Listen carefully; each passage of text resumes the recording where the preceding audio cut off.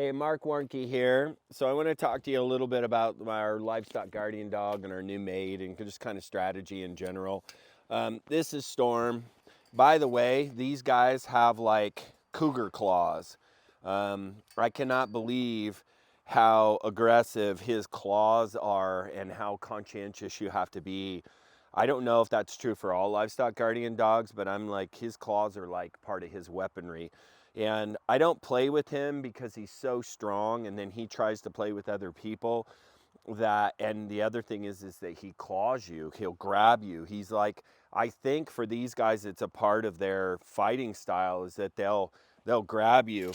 But what we're doing right now is we're introducing a new little female to the equation, and I thought Storm was an escape artist. I'll tell you what, she is smarter than he is, and she is like just will not give up. Come here, sweetie, come on out.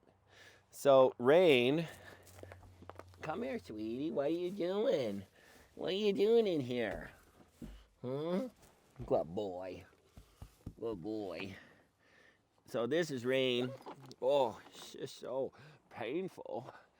And Rain is another brindle Anatolian. She's actually built better than Storm. We really love her, how she's built, and her dad was just made Storm look ugly, and her mom's just beautiful.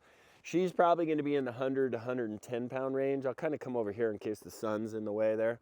But she's just really cool. Now, the raising of these dogs, we want ours to be really human friendly. We have tons of kids and people, and the public is on our ranch all the time, and so I do not want dog aggressive or human aggressive dogs on the place. So Storm's just a big lunkus. He's super kind. And we're raising her until she gets big enough to defend herself from the goats. She sleeps with us at night, and then she's out here in the day in the kennel with Storm, and he's been really gentle with her. He hasn't, we don't feed them together because he is food aggressive, and I've seen him be food aggressive with other dogs, and she's just kind of still a little bumbler. So that's kind of our program. What we're going to do is we'll wait till she gets big enough, and as soon as she gets big enough to feel like, the main thing I want is I want her to be big enough to be able to, Storm, come here, buddy, good boy. I want her to be big enough to be able to get away from the goats. And until she's fast enough, Storm, come here, bud. Until she's fast enough to get away from the goats, which she's going to have to be pretty fast to do that, then she'll live in here. Now the goat pen's just right there, so she's seeing the goats, she's interacting with the chickens, she's interacting with the cats, she is learning that we don't want her to chase those guys, and she's also learning that when she's on this side of a fence, she stays in here, and we've gotten her to give up. But she went clear to the point of being able to climb, and we had to raise the height of this because she was climbing and going through there. She was trying to dig holes. She was pretty after it to get out of here. So we're hoping that she's not even going to be worse than Storm was at getting out. And our entire philosophy is that our goal is to protect the goats at night. In the way our land lays, we have this big mountain out here, and we have the creek bottom, but all of our predators are primarily here, most of them in the winter. We get a lot of them, but most of our action happens at night. And Storm will sleep all day, and he barks throughout the night. He'll start barking in the beginning of the night, and we've never had coyotes in the pasture. He's never killed anything that's come in here. And this pasture that all the goats stay in every night, even during the summer, because we call them off the mountain, this is where they stay, and this is where we keep Storm. It's easier to keep him in this 2 to 3 acre pen than it is our bottom 12 acres because of the creek and trying to keep fences contained there, and just the sheer mileage of fence that we have to keep contained in his desire to get out. Thank you, by the way, for the viewer on our YouTube channel that asked the question, which is he had a question about how we feed Storm and Rain separate from the goats and how we make it so that they don't bug him. Storm gets fed twice a day, gets 4 cups. We feed high-grade food, four cups each feeding, and he eats all his food really quickly. So there's never anything extra left around, and we feed him separately. So we call him from the house. He comes over, he gets fed, he gobbles up his food, and then goes back. So we never have food competition with the goats. We don't leave out free choice. We won't for her either, because I'm too worried about Storm and her having battles over the food. She seems to be really intelligently submitting out of the gate. I think these older breeds that have more of the wild nature, they understand how important it is to submit to them from when they're babies. And I recognize that with her. She ran over to him the first time and just literally flopped on her back and, you know, did the exposed belly and everything else like that. And he was kind. He growled at her a little bit here and there, but now they're kind of buddies, and she seems to, you know, be respecting the boundary. So I'll feed them separately in 2 separate spots. And I'll probably feed her on the other side of the fence so she gets her food, and you know, they gobble it up. Now Storm has actually been quite preferential sometimes towards the food that he eats. So when I have bacon grease or scraps, I keep it for a little while, just in case, because he seems to go through spells where he won't eat his food right away. He'll literally like leave it all day, and I'll just mix in a little bacon grease, or I crack an egg in there. And we raise chickens, so the egg is no big deal, and it's good for him anyway. So if one or the other of those, to get him to eat his food right now, be done, and then we're done with it, so I don't have to worry about the goats getting in his food. The other problem we've had is magpies and ravens getting into his food if he doesn't eat it quickly. So I don't like his food sitting around, so that's kind of been my thing.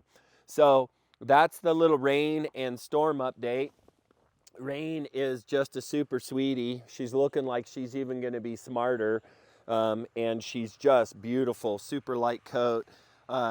I don't know if she's going to keep that light coat and darken up over time. I think she probably will get a little more dark like Storm, but even if she doesn't, she's super beautiful. She's got these really cool highlights on her eyebrows, and we had the pick of the litter, and so we really picked well, I think. I'm excited about her.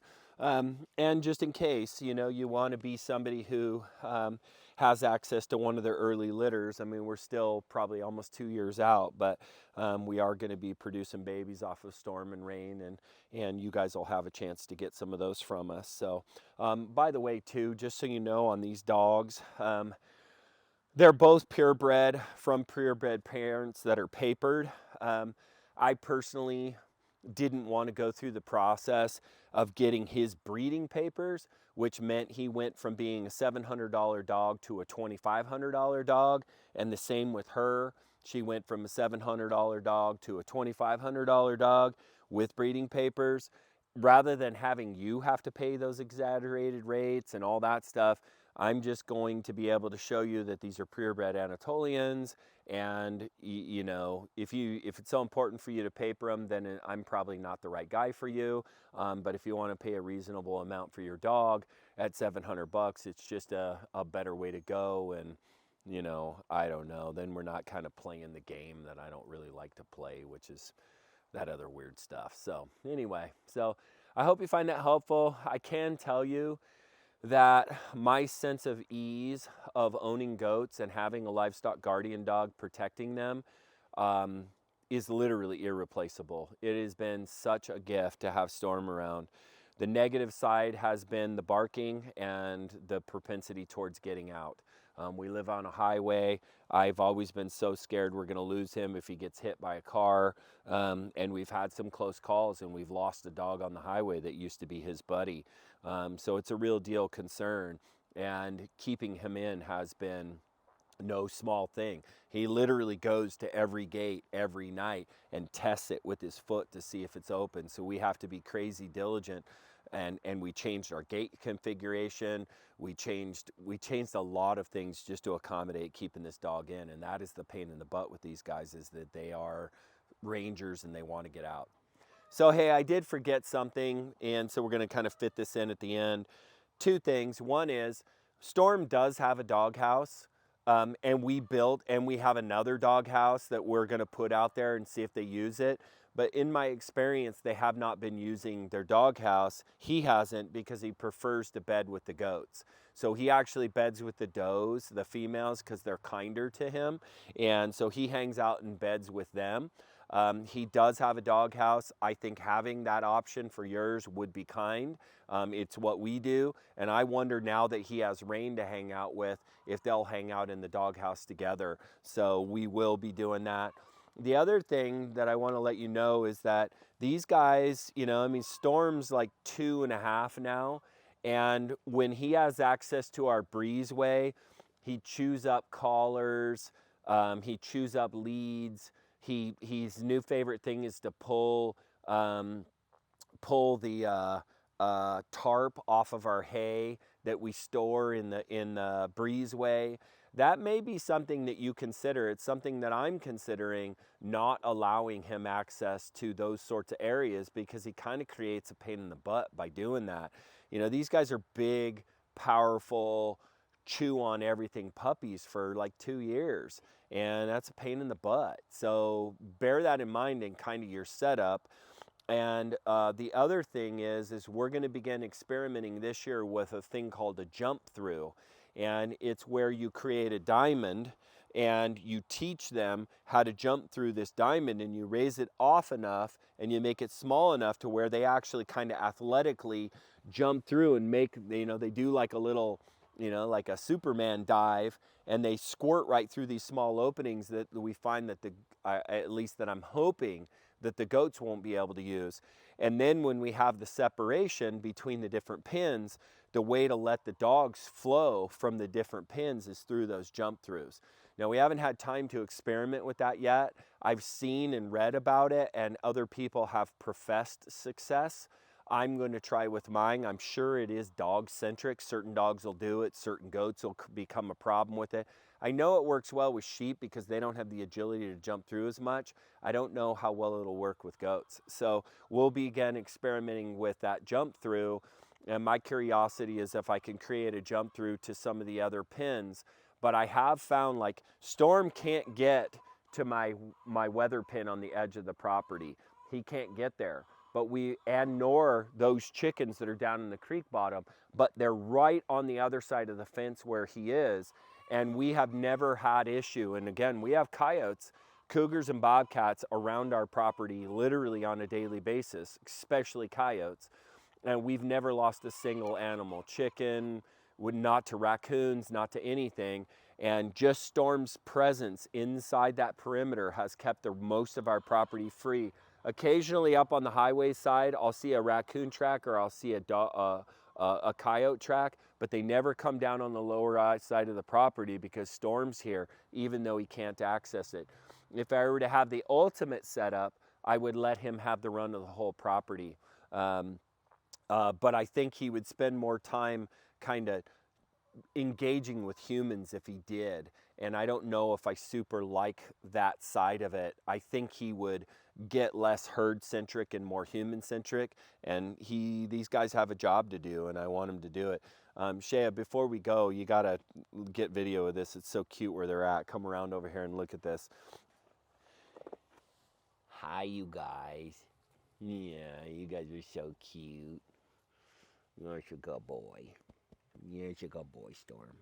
You're a good boy. All right, so I hope you find that helpful.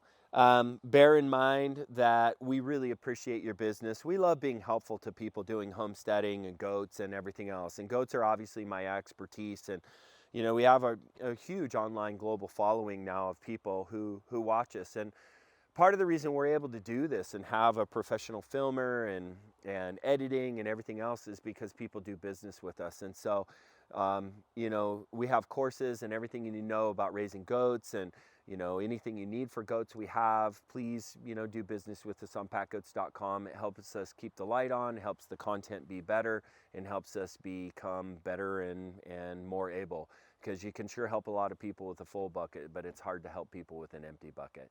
So we're grateful for the abundance you help us to create, and we do follow through with our obligation to give back.